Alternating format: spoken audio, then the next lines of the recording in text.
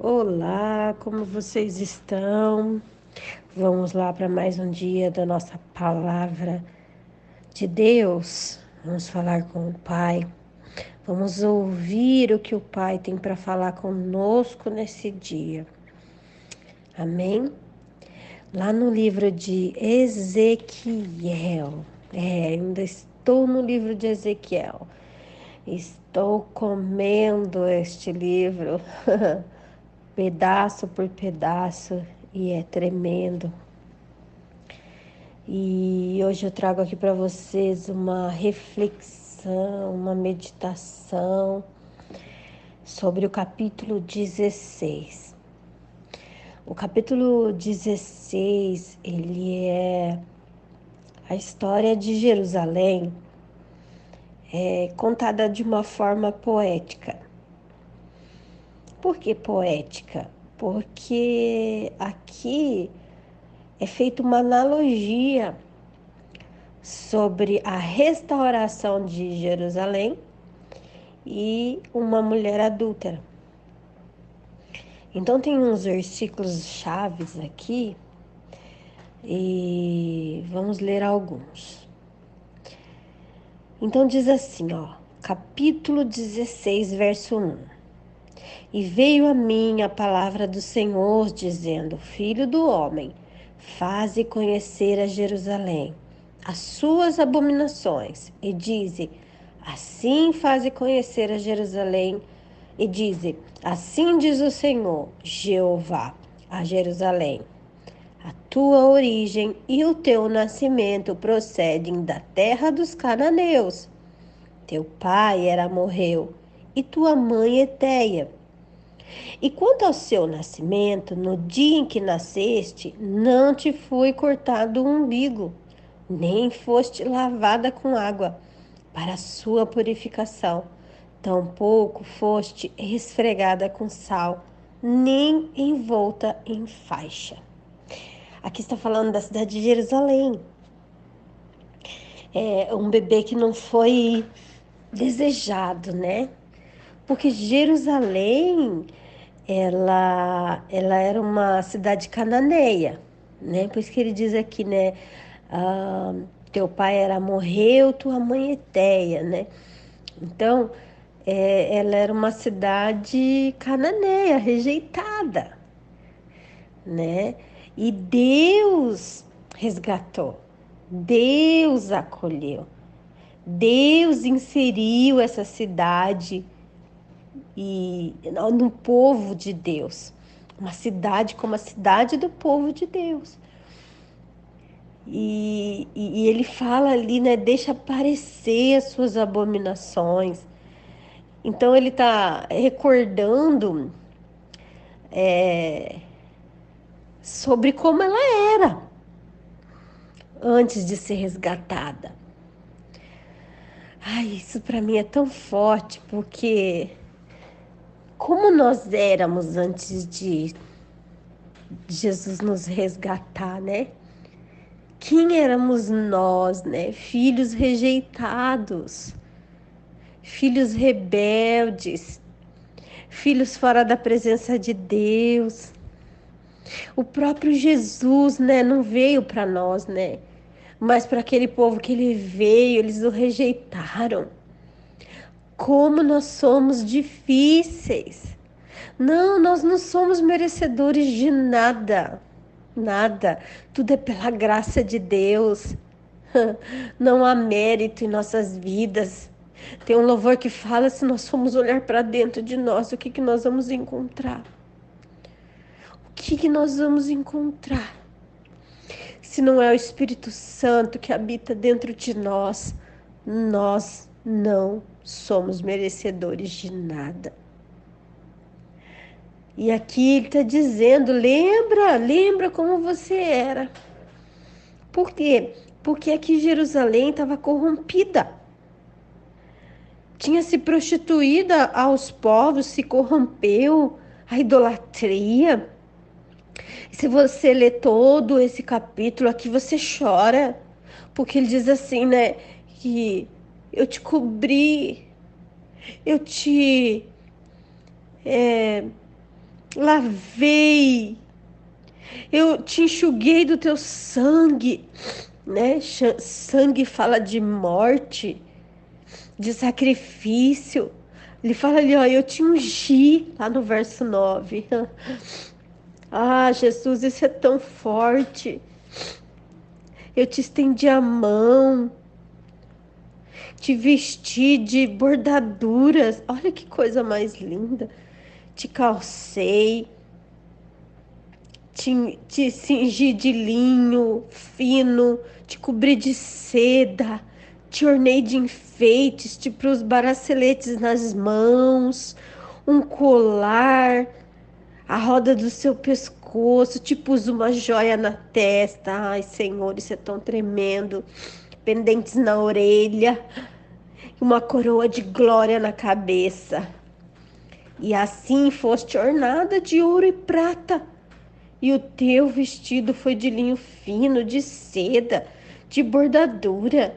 Nutriste-te de flor de farinha, de mel, de óleo. E foste formosa a seu extremo. Foste próspera até chegares a ser rainha. Ah, e te correu a fama entre as nações. Assim era Jerusalém, sabe? Assim Deus tinha feito. E aí o que aconteceu? Quando a fama de Jerusalém cresceu, ela se achou. Claro que ela é os povos, né? O povo que morava ali começou a se achar grande demais, começou a se achar bom demais, não preciso mais de Deus. Ai, gente, quantas vezes nós fazemos isso nas nossas vidas?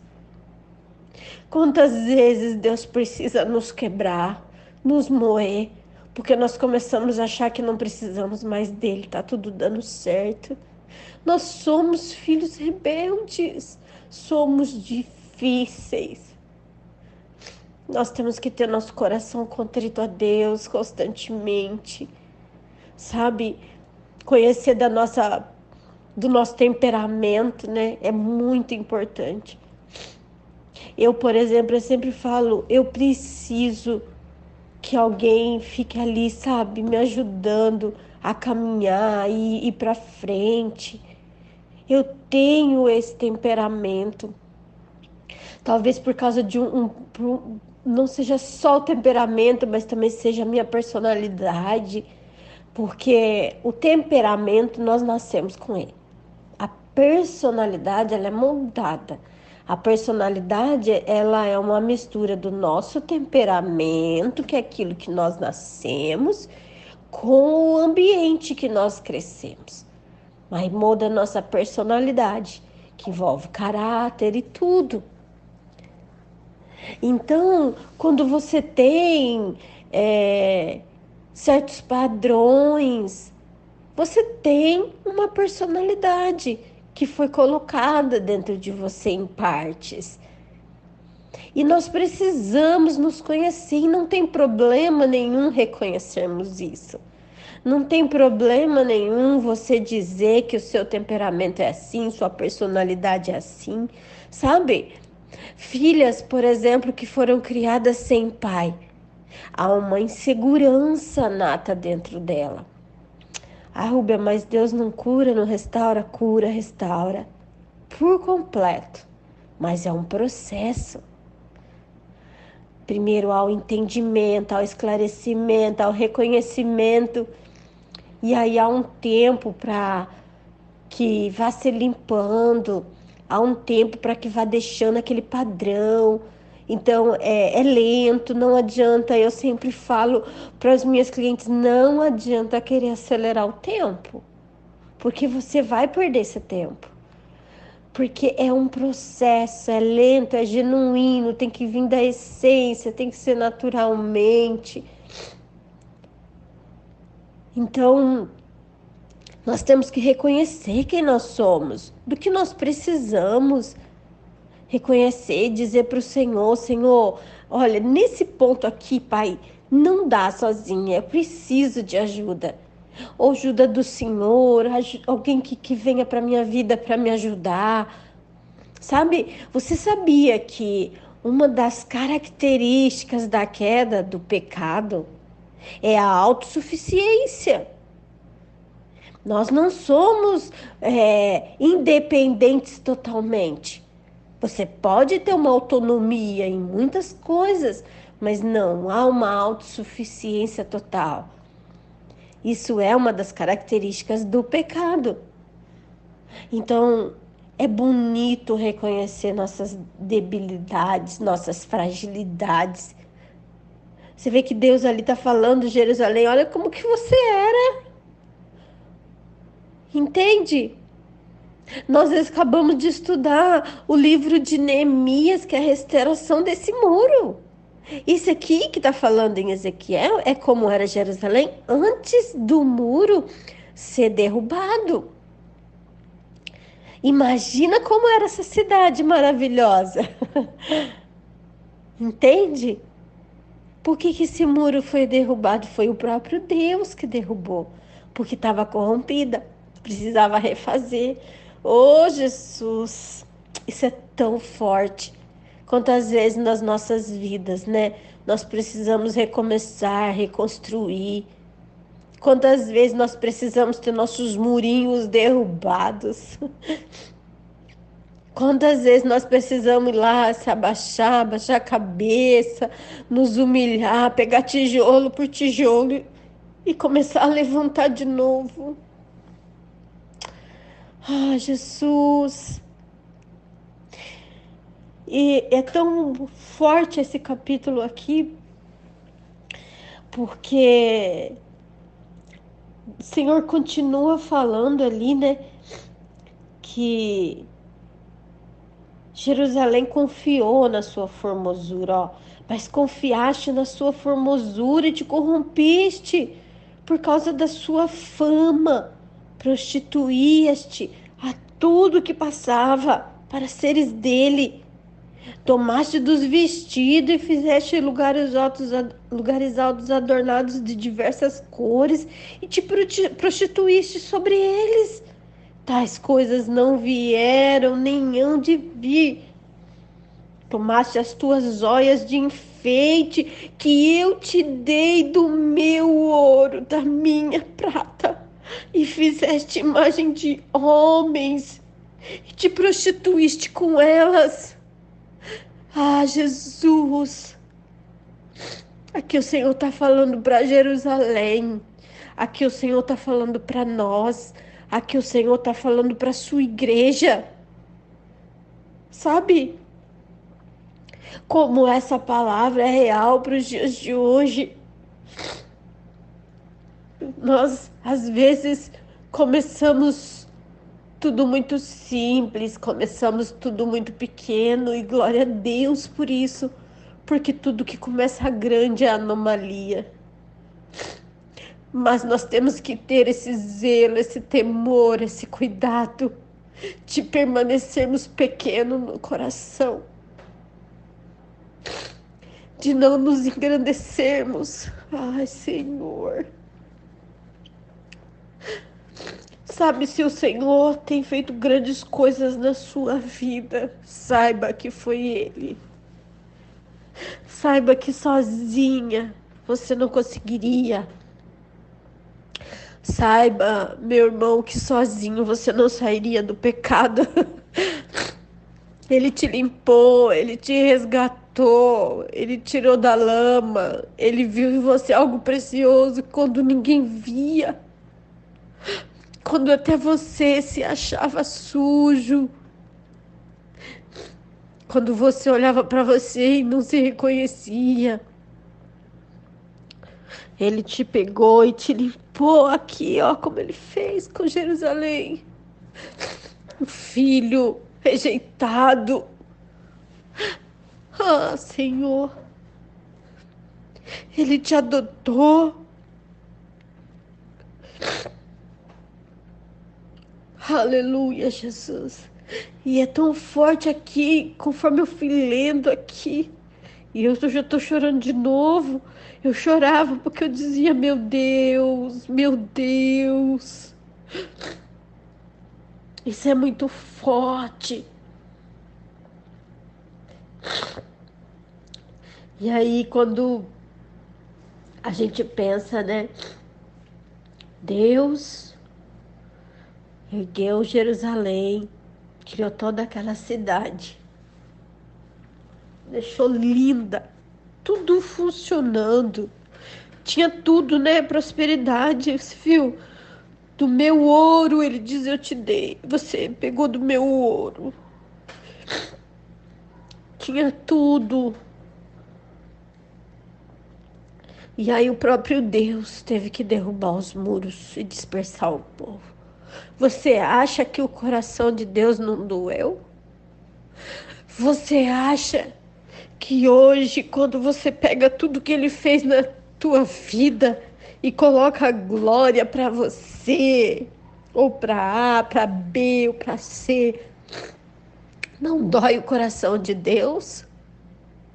Você acha que o coração de um pai não dói quando ele tem que fazer um julgamento no filho? Quantas vezes você, como mãe ou como pai, teve que corrigir teus filhos e ficou triste depois? Eu, várias vezes, principalmente com a minha primeira filha, eu ia pro banheiro chorar quando eu tinha que corrigir. Eu corrigia e depois eu ia chorar, sabe? Quando o teu filho você corrige, ele faz aquele beicinho, o zoinho enche de lágrima. Você tem vontade de abraçar. Mas você, como um pai, como uma mãe, você sabe que se você abraçar na hora que tá fazendo coisa errada, você vai apoiar o erro dele, ele vai se sentir acolhido no momento errado. Então, Deus, quando precisou corrigir Jerusalém, ele chorou, ele doeu o coração dele. Pode ter certeza. Mas Deus não ia dividir o povo dele com o povo pagão. Ele não ia. Deus não vai dividir o que é seu com o povo pagão. Ele não vai. E fica tranquila. Fica tranquilo. Deus vai resgatar o que é seu. Deus vai mover o que for preciso, mas teu filho não vai ficar nas drogas. Deus vai fazer o que for possível. Sabe por quê? Porque é teu filho também. Porque é filho dele também. Deus não vai deixar. Sabe? Deus não vai deixar o teu marido no engano. Ele não vai deixar a sua casa destruída. Ele derrubou os muros, dispersou todo mundo, mas ele sabe a hora de juntar todo mundo. Fica tranquila, porque com as mãos de Deus ninguém pode. E aqui, ó, quando Deus julga, é tão forte. Se você for ler ali, ó, do capítulo 30 até o 34, Deus vai falando da fraqueza do coração. Deus vai falando que aqui, ó, você foi pior do que uma meretriz, Deus fala. Porque uma meretriz ainda ganha pelo seu pago. Tá escrito aqui. E você não, não é nem prostituição, é adultério. Porque você tá pegando o que eu te dei e colocando lá fora. Você tá pegando o que eu te dei e entregando na mão dos inimigos, na mão dos outros, na mão do povo pagão. Ah, o Senhor tá falando isso. Diz o Senhor Jeová, fazendo todas essas coisas, obras de uma meretriz imperiosa, edificando a tua abóbada ao canto de cada caminho e fazendo o teu lugar alto em cada rua. Não foste sequer uma meretriz, pois desprezaste a paga, para não ficar só nas minhas palavras. Isso está escrito na palavra de Deus. Você está entendendo? Deus começa a fazer o julgamento. Só que é tão lindo porque Deus promete julgar, mas não é para matar, é para restaurar. Deus restaura Jerusalém. Deus vai restaurar o que é seu. Deus vai resgatar o que é teu. Restaurar. Santificar. Sabe por quê? Porque é o nome dele que vai ser glorificado. Aqui está dizendo isso. Que o Senhor, ele vai restabelecer o concerto. Mas não é por causa de Jerusalém. É por causa do nome dele. Ó, para que te lembres de te vergonhas e nunca mais abras a sua boca por causa da sua vergonha. Ele vai apagar todo o seu pecado. Vai apagar toda a vergonha. Sabe? Eu não sei pela vida de quem que você está orando, mas Deus manda te dizer hoje, ele vai tirar de lá. Ele vai trazer. Ele vai julgar, mas não é para matar. É para restaurar. É para que o nome dele seja glorificado. Ei, você está entendendo o que vai acontecer aqui? Não é restauraçãozinha. Porque se você vê ali tudo o que o Senhor falou que fez a Jerusalém, tudo que o Senhor falou que fez a Jerusalém, e você sabe a história porque você participou do devocional, ou não, infelizmente. Mas você sabe como foi essa restauração.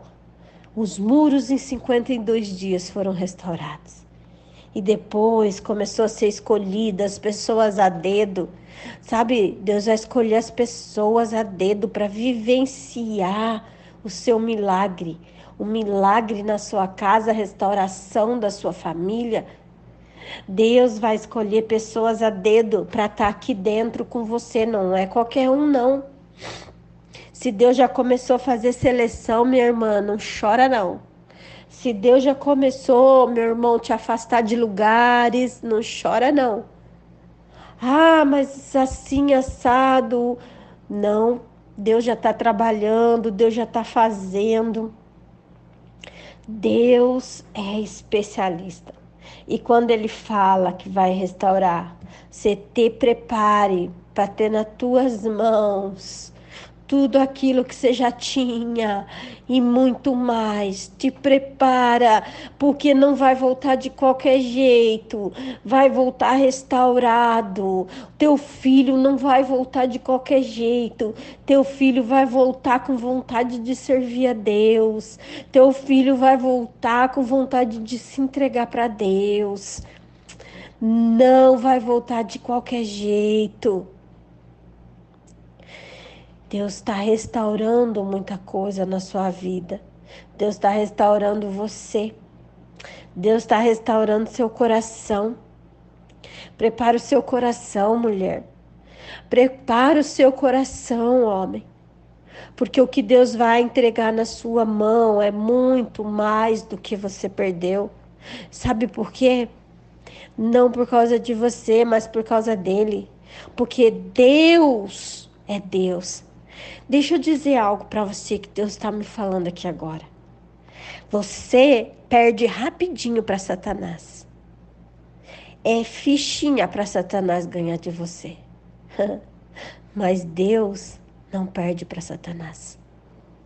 Seu filho está na mão de Satanás? Seu marido está na mão de Satanás? Quem é que está na mão de Satanás que você está orando? Que você está jejuando? Que você está se colocando de joelho? Deixa eu te falar uma coisa. Na mão de Satanás, Deus tira rapidinho. Basta 1 minuto. Agora, da mão de Deus, ninguém mais tira. Quando estiver na mão do Senhor, mulher, não estraga, fica quieta, deixa Deus trabalhar. Porque de lá ninguém tira. Confia, entrega, deixa nas mãos de Deus. vai fazer o que você tem que fazer, vai se alegrar ao Senhor, vai orar, vai louvar, vai fazer o que você tem que fazer, vai cuidar da sua vida. Ei, que Deus está cuidando dos teus. Os planos de Deus, já declarou Jó, não podem ser frustrados. Jó foi um homem de muitas posses. Jó tinha filhos lindos, diz a palavra. Mas Jó não pôde com a mão de Deus na vida dele. Jó passou por um processo. Jó perdeu tudo. Perdeu até os filhos. Não pôde com a mão de Deus. Era a mão de Deus, porque Satanás foi lá pedir para Deus. Olha lá, se eu tocar nele, ele vai blasfemar. Se eu tirar isso dele, ele vai blasfemar. E Deus disse, não vai, meu filho é fiel. Jó estava na mão de Deus. Jó estava na mão de Deus, não se preocupe. Se está acontecendo alguns vendavais, mas você está na mão de Deus, você colocou aquela pessoa na mão de Deus, e os vendavais estão piorando, glorifica, porque está chegando a hora do seu milagre. Glorifica, porque Deus está trabalhando. O trabalhar de Deus é incompreensível aos nossos olhos. Jó perdeu tudo. Perdeu casas, perdeu fazendas, perdeu gados, perdeu filhos. Jó só não perdeu a esposa, porque Deus não mexe com princípios.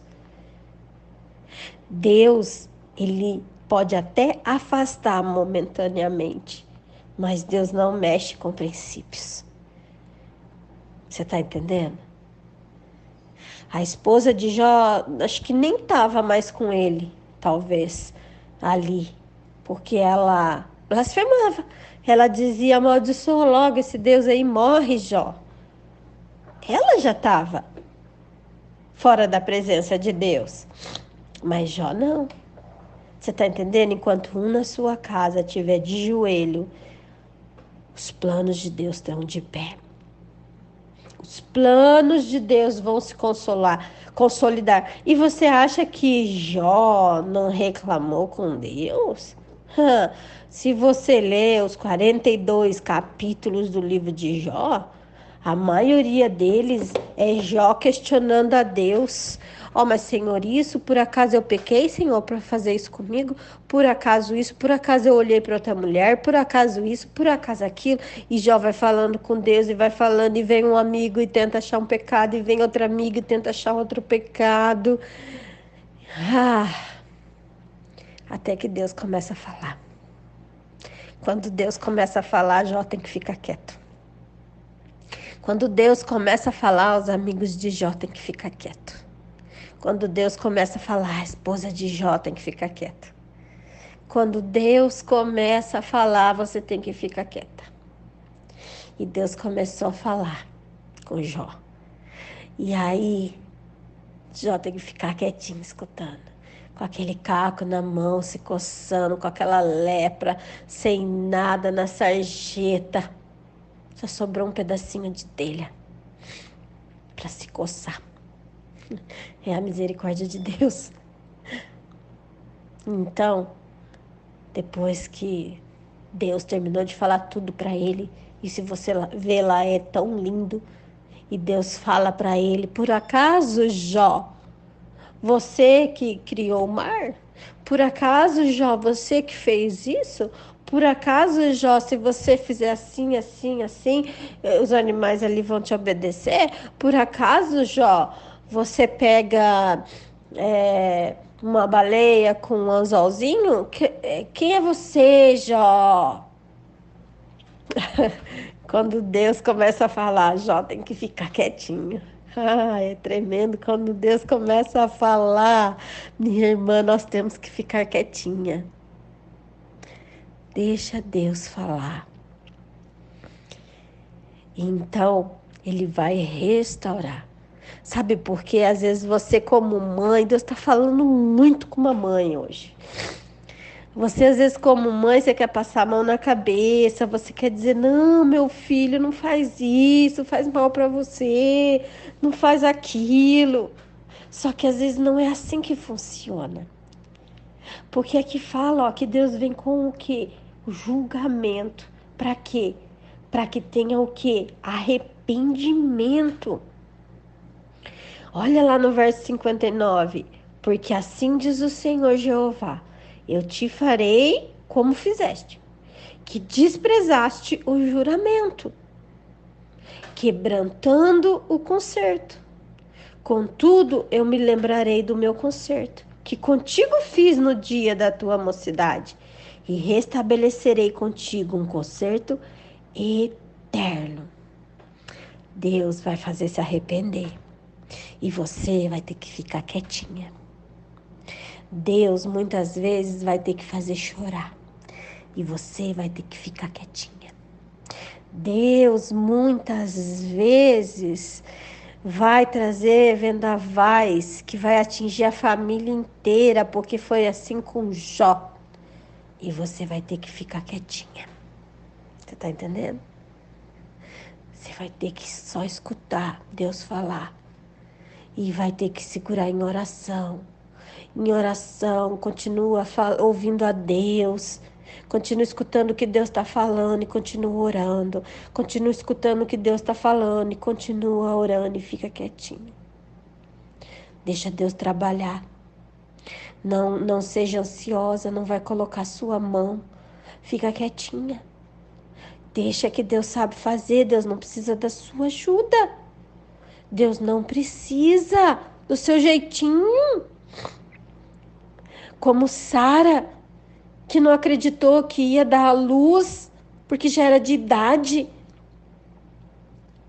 E ela riu, e ela começou a inventar história, dar um jeitinho. Ah, deve ser com a minha serva.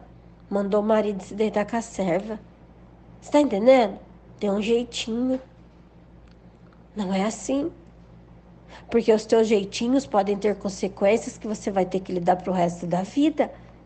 Ah, o jeitinho de Sara deu certo. Abraão teve um filho com Agar, que era escrava. Aí Sara ficou braba, mandou a escrava embora. Primeiro brigou com o marido falou, a escrava é sua, fala o que você quiser. Aí ela mandou a escrava embora. Só que Deus foi lá e falou, Agar, volta. Volta porque Sara vai ter que lidar com o jeitinho dela. Não é assim. Você tá entendendo o que Deus tá falando? Meu Deus. Deus deu ordem para Agar voltar. Volta, Agar. Era Deus falando, ó, Sara vai ter que lidar com isso aí. Não é assim, não. Fez, agora assume. Deu um jeitinho, agora tu vai ter que arcar com a responsabilidade. Você tá entendendo?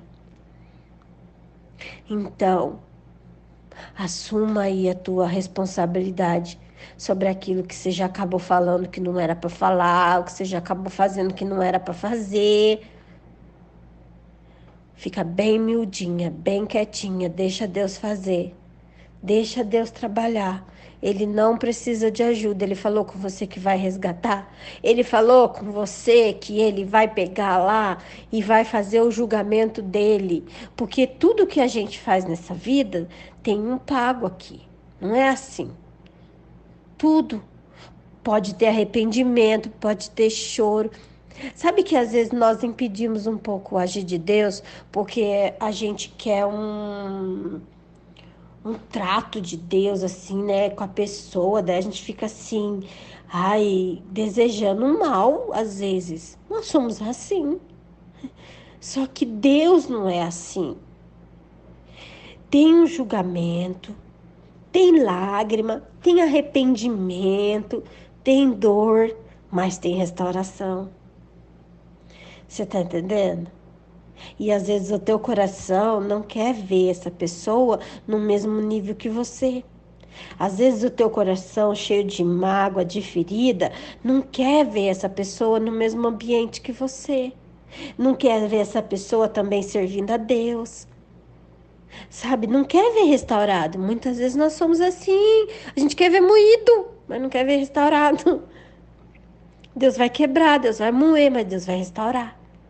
Você está preparada para ver moído, mas você está preparada para ver erguido? Aleluia, Jesus. Você está preparada? Porque é assim que Deus faz. Deus não tem o coração como o nosso. Deus é maravilhoso. Olha aqui, se você ler ali, eu quero que você leia depois do verso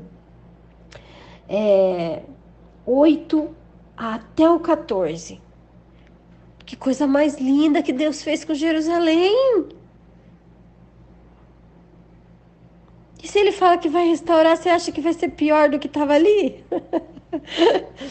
Deus não restaura nada pior. Se a lei dos homens faz quem roubou o que é seu, encontrou, se roubou animal, se roubou, se tá vivo, tem que devolver o dobro. Imagina Deus. Você tá entendendo? Só que às vezes o seu coração não deixa. Porque você só quer a parte que Deus vai moer, que Deus vai julgar. Mas você não quer a parte que Deus vai restaurar. Não quer lá no fundinho do seu coração. Deixa Deus trabalhar no seu coração. Começa a desejar essa parte. Sabe por quê? Porque quando a gente começa a pensar, meditar sobre essa parte de Deus restaurar, vem aquele medo. Será que vai restaurar tudo? Ai, será que vai fazer mesmo? Será que vai? Será que ele ou ela, seja um filho, seja um esposo, uma esposa, será que ele ou ela vai deixar Deus mesmo fazer? Será que vai mudar mesmo? Será que mudou mesmo? Aí você fica caçando. Aí você acha uma palavrinha que falou lá em 1900 e bolinha. Aí tu já liga os pontos.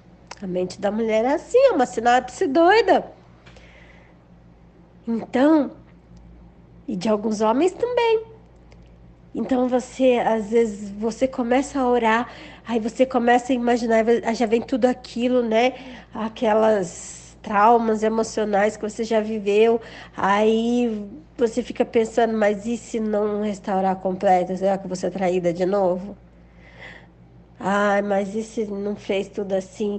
E aí aquele menino sai um pouquinho mais tarde aquele dia, você já fica, ixi, será que vai lá para aquela biqueira? Ixi, será que já vai lá pro bar beber de novo? Ixi, será que aquele um já vai lá para aquele lugar de novo? Será que já vai para aquela casa de novo? Será que é assim? Tem que tirar a pedra. Remove a pedra. Quando Deus foi ressuscitar Lázaro, ele não removeu a pedra. Ele deu uma ordem: removam a pedra. Quem colocou a pedra tem que tirar.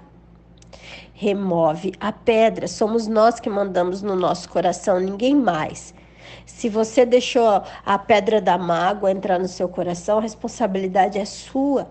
Se você deixou a pedra do ódio, da raiva, a responsabilidade é sua. Aí você fala, mas eu fui traída, eu fui enganada, mentiram pra mim, me traíram, me trapacearam naquela empresa. O meu filho mentia pra mim, pra ir lá se drogar. E aí você tá dizendo que a responsabilidade é minha? Sim, do seu coração é sua. Porque os outros só fazem conosco aquilo que a gente deixa fazer. É claro que tem as questões emocionais que nós não conseguimos deter, mas aí também é nossa responsabilidade. Porque o que fizeram conosco lá no passado não é nossa responsabilidade. Mas o que nós vamos fazer com o que fizeram conosco lá no passado, o que nós vamos fazer hoje, é responsabilidade nossa. Ou ficamos remoendo isso, ou vamos buscar ajuda. Entende? Então, é sempre responsabilidade nossa sobre os nossos sentimentos. Então, remove essa pedra. O Senhor diz para você hoje, remove essa pedra, começa a se alegrar pela restauração de Jerusalém.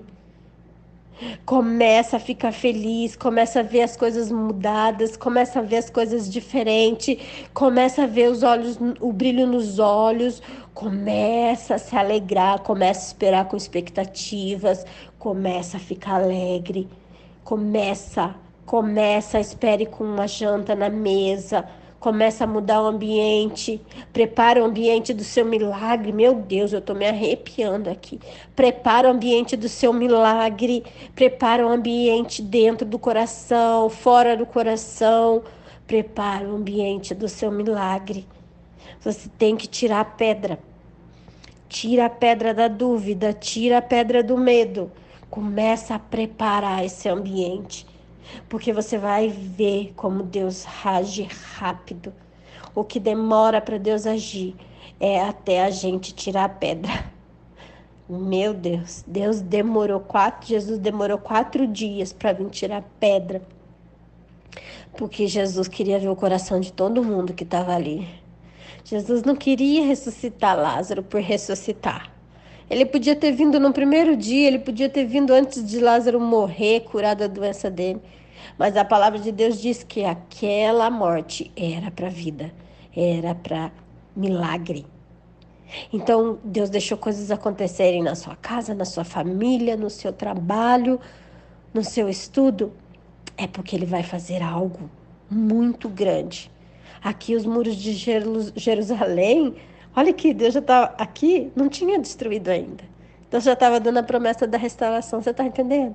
Já está pronto. A promessa da restauração já estava antes de ser destruído. Meu Deus. Já vi uma promessa de restauração antes de ser destruído. Você está entendendo? Que já está pronto. É só você acreditar.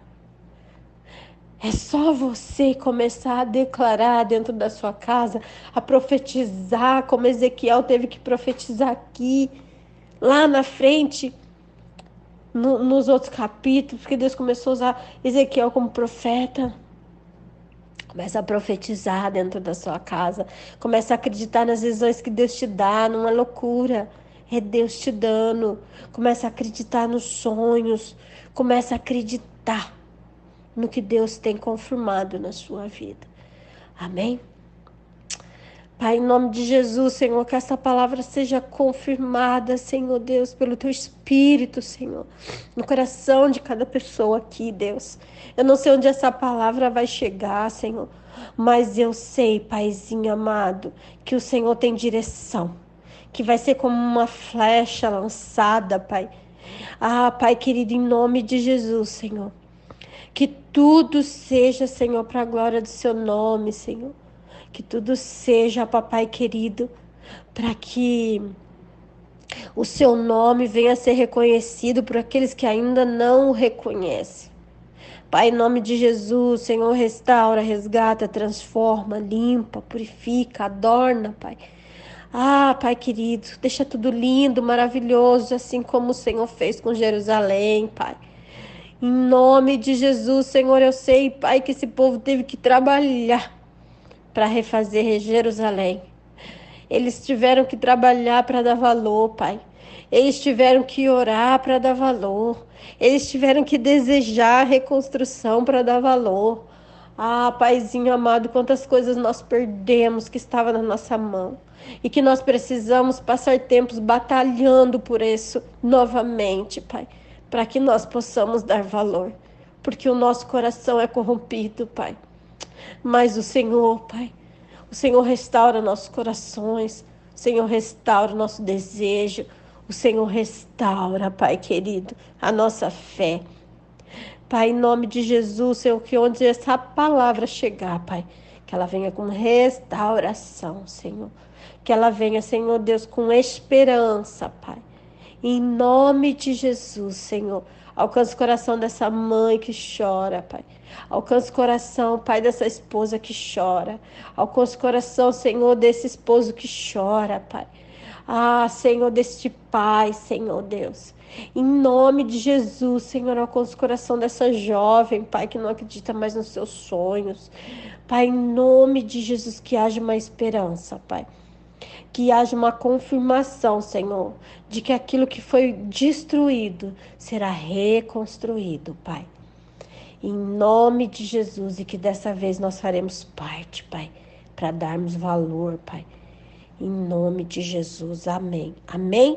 Que Deus abençoe sua vida, que Deus abençoe sua família, que Deus te dê uma semana cheia de esperança. Fica com Deus, um beijo no seu coração. Aqui quem falou com você foi Rúbia Barbosa.